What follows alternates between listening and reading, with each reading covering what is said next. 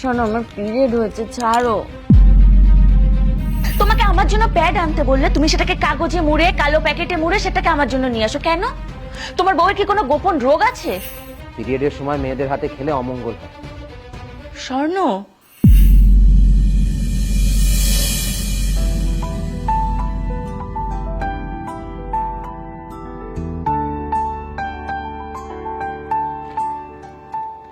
পূজা, এ পূজা, ঘুমিয়ে গেলে?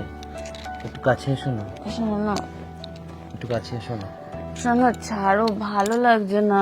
শোনো আমার পিরিয়ড হয়েছে, ছাড়ো।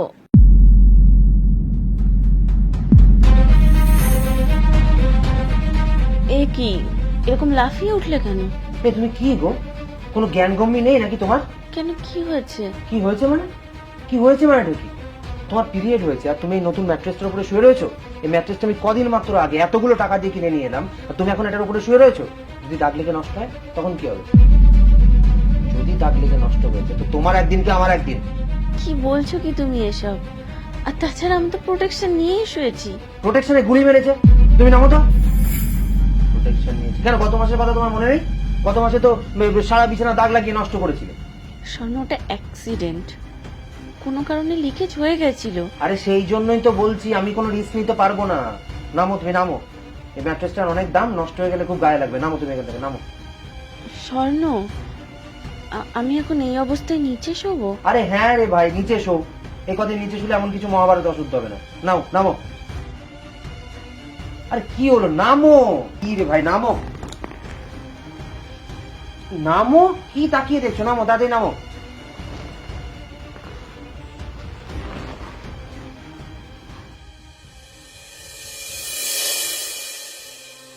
কোথাও দাগ ফাগ লাগেনি তো?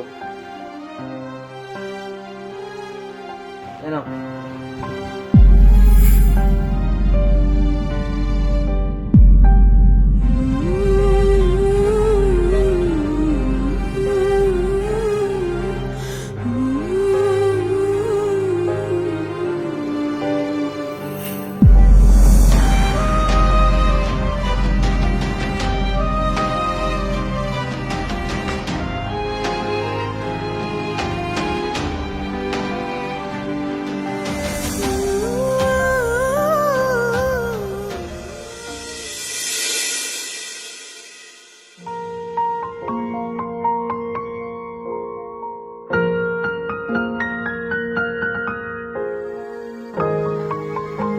এই নাও তোমার জল।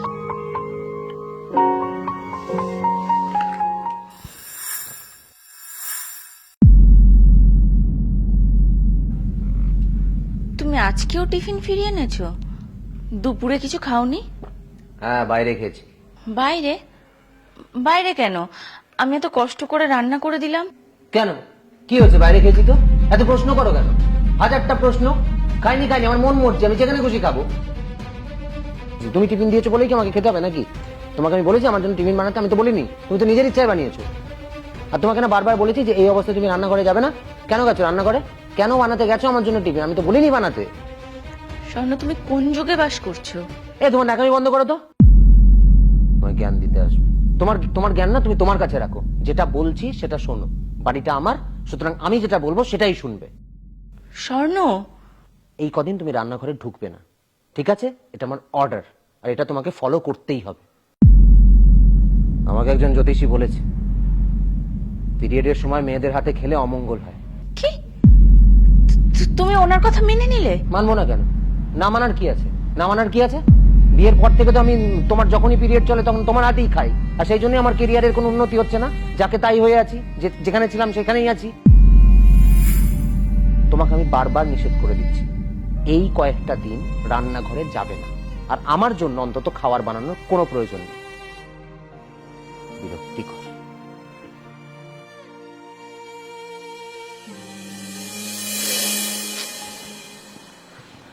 পূজা, আরে এই পূজা। বলো। এই আমার হলুদ রঙের এমব্রয়ডারি করা পাঞ্জাবিটা কোথায়? আলমারিতে। আলমারিতে নেই, আমি তো দেখলাম। ও, আমি দেখি। এই না না না, তুমি এখন ওসবে হাত দিও না। একটা শুভ কাজে যাচ্ছি, এখন তোমার এমনিতেই ওসব ওরকম অবস্থা, ছাড়ো, বাদ দাও। আমার শাড়িটাও তো বার করতে হবে। তোমার শাড়ি বের করতে হবে মানে? তুমি আবার কোথায় যাবে? সে কি, তোমার দিদির ছেলের পৈতেতে? তোমাকে কালকে রাত্রিবেলাতে আমি বললাম না যে তোমার যাওয়ার দরকার নেই? পূজা, এক কথা না 10 বার বলতে আমার ভালো লাগে না। সে বাড়িতে একটা শুভ কাজ, তার বাড়িতে তার ছেলের পৈতে, সেখানে তুমি একটা এরকম অবস্থায় গিয়ে হাজির হবে? আরে মঙ্গল অমঙ্গল, শুভ অশুভ, ঠাকুর দেবতা বলে তো একটা ব্যাপার আছে নাকি? সেগুলো তো মানতে হবে। আচার বিচার তোমার না থাকতে পারে, আমাদের তো আছে। আর তুমি এখন এই পিরিয়ডের মধ্যে রয়েছে, এখন তোমার ওখানে যাওয়ার তো কোনো দরকার নেই। যাও, গিয়ে কাজ করো। এক কথা 10 বার বলে না তো বিরক্ত লাগে। আমি কি এই বাড়ির চাকর নাকি যে কাজ করব? মানে এই কিভাবে কথা বলছো তুমি আমার সাথে? আমি তোমাকে ওয়ার্নিং দিচ্ছি কিন্তু পূজা, এভাবে আমার সাথে একদম কথা বলবে না। কেন, কি করবে? আমাকে মারবে? কই মারো দেখি, মারো। শোনো, বই পড়ে শিক্ষিত হলেই না ভালো মানুষ হওয়া যায় না। রুচিবোধটা আলাদা জিনিস, যার বিন্দু মাত্র তোমার মধ্যে নেই। আচ্ছা, আমার মধ্যে রুচিবোধ নেই? তোমার সাহস দেখে আমি অবাক হয়ে যাচ্ছি। আমিও। মানে মানে এটা খুব পরিষ্কার।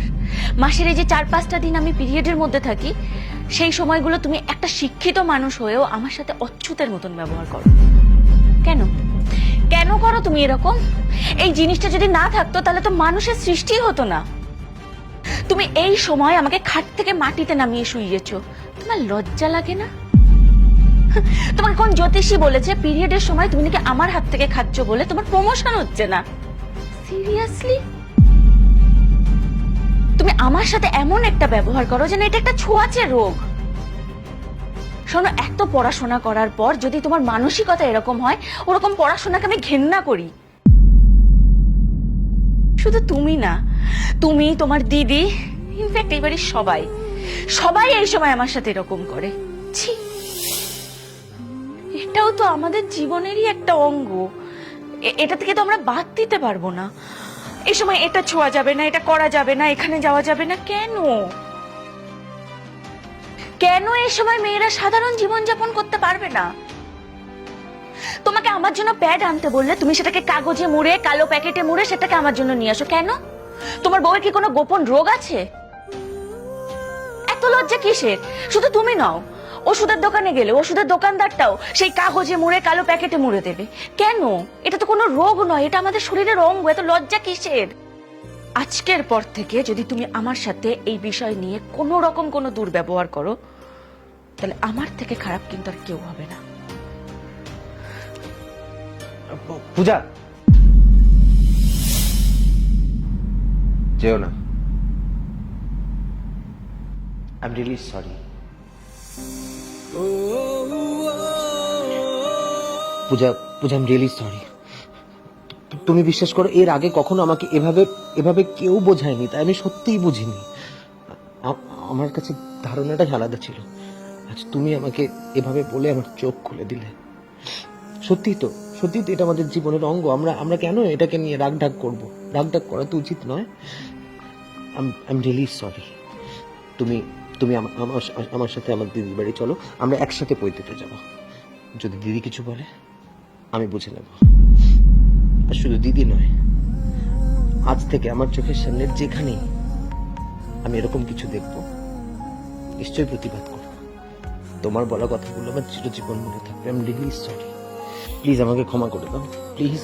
It's okay.